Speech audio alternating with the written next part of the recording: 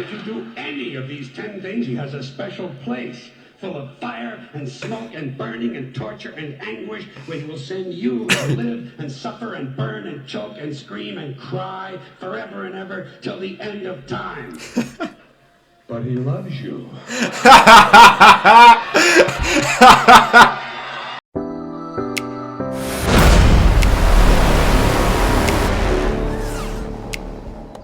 What's up, guys? Hope you're all doing good. So we're back with some more George Carlin. Another request. So yeah, George Carlin is probably one of the most requested guys out of the lot of you.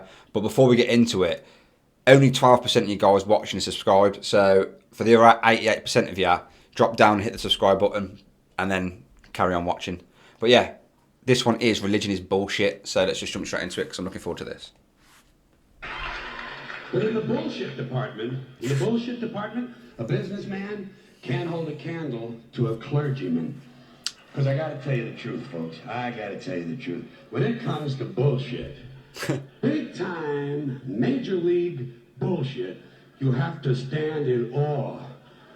In awe of the all-time champion of false promises and exaggerated claims, religion. No contest. No contest.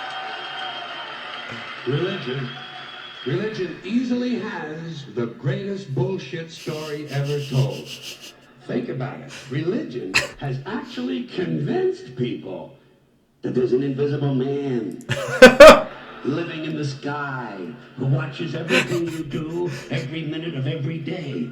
And the invisible man has a special list of 10 things he does not want you to do. And if you do any of these 10 things, he has a special place full of fire and smoke and burning and torture and anguish, where he will send you to live and suffer and burn and choke and scream and cry forever and ever till the end of time. But he loves you.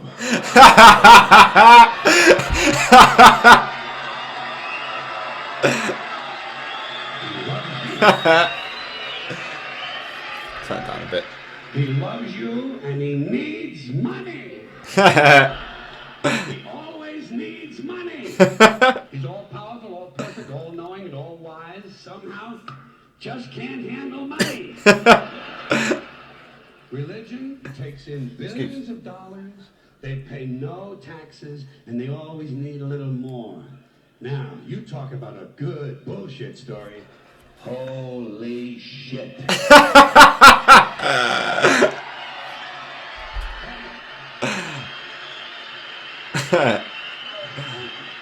It's proper clever, isn't it?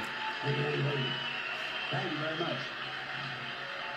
But I want you to know something. This is sincere. I want you to know, when it comes to believing in God, I really tried. I really tried.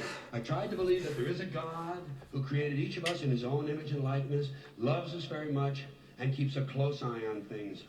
I really tried to believe that, but I gotta tell you, the longer you live, the more you look around, the more you realize something is fucked up. Something is wrong here. War, disease, death, destruction, hunger, filth, poverty, torture, crime, corruption, and the ice capades. Something is definitely wrong. This is not good work. If this is the best God can do, I am not impressed. Results like these do not belong on the resume of a supreme being. This is the kind of shit you'd expect from an office temp with a bad attitude. Just between you and me, in any decently run universe, this guy would have been out on his all-powerful ass a long time ago. By the way, I say this guy because I firmly believe, looking at these results, that if there is a God, it has to be a man. No woman could or would ever fuck things up like that.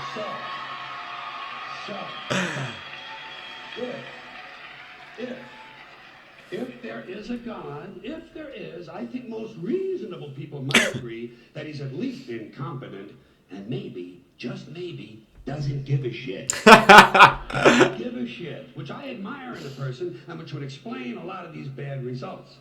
So rather than be just another mindless religious robot, mindlessly and aimlessly and blindly believing that all of this is in the hands of some spooky, incompetent father figure who doesn't give a shit, I decided to look around for something else to worship. Something I could really count on. And immediately, I thought of the sun. Happened like that. Overnight, I became a sun worshiper. But not overnight, you can't see the sun at night. The first thing the next morning, I became a sun worshiper. Several reasons. First of all, I can see the sun, okay? Yeah. Unlike some other gods I could mention, I can actually see the sun. I'm big on that. If I can see something, I don't know, kind of helps the credibility along, you know? So every day I can see the sun as it gives me everything I need. Heat, light, food, flowers in the park, reflections on the lake, an occasional skin cancer, but hey, at least there are no crucifixions, and we don't set people on fire simply because they don't agree with us. Sun worship is fairly simple. There's no mystery, no miracles, no pageantry, no one asks for money, there are no songs to learn, and we don't have a special building where we all gather once a week to compare clothing. And the best thing about the sun, it never tells me I'm unworthy. Doesn't tell me I'm a bad person who needs to be saved. Hadn't said an unkind word. Treats me fine. So I worship the sun. But I don't pray to the sun. Know why? I wouldn't presume on our friendship. It's not polite. I've often thought people treat God rather rudely, don't you? Asking trillions and trillions of prayers every day. Asking and pleading and begging for favors. Do this, give me that, I need a new car, I want a better job. And most of this praying takes place on Sunday, his day off. It's not nice, and it's no way to treat a friend. But people do pray, and they pray for a lot of different things. You know, your sister needs an operation on her crotch. Your brother was arrested for defecating in a mall. Nice. But most of all, you'd really like to fuck that hot little redhead down at the convenience store. You know, the one with the eye patch and the club foot. Pray for that? I think you'd have to. And I say, fine, pray for anything you want. Pray for anything. But what about the divine plan? Remember that? The divine plan. Long time ago, God made a divine plan. Gave it a lot of thought, decided it was a good plan, put it into practice. And for billions and billions of years, the divine plan has been doing just fine. Now you come along and pray for something. Well, suppose the thing you want isn't in God's divine plan. What do you want him to do? Change his plan? Just for you?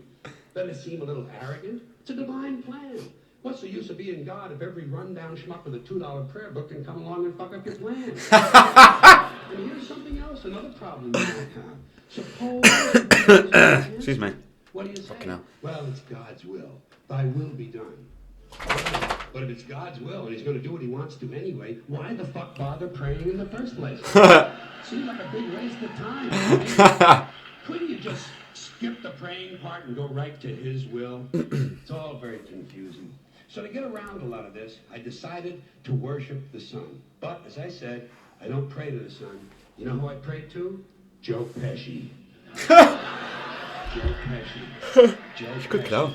2 reasons. First of all, I think he's a good actor, okay?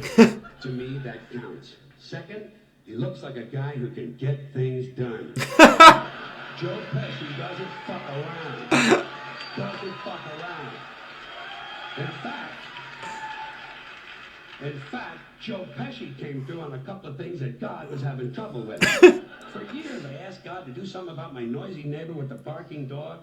Joe Pesci straightened that cocksucker out with one visit. It's amazing what you can accomplish with a simple baseball bat. So I've been praying to Joe for about a year now. And I noticed something. I noticed that all the prayers I used to offer to God and all the prayers I now offer to Joe Pesci are being answered at about the same 50% rate. Half the time I get what I want, half the time I don't. Same as God, 50-50. Same as the four-leaf clover and the horseshoe, the wishing well and the rabbit's foot. Same as the mojo man. Same as the voodoo lady who tells you your fortune by squeezing the goat's testicles. It's all the same, 50-50. So just pick your superstitions, sit back, make a wish, and enjoy yourself. And for those of you who look to the Bible for moral lessons and literary qualities, I might suggest a couple of other stories for you.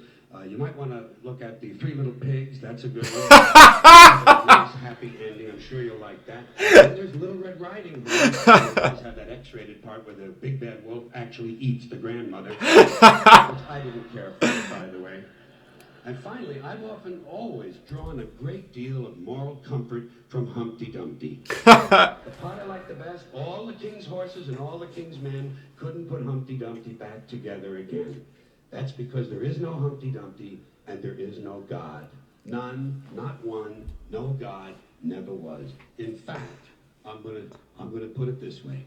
If there is a God,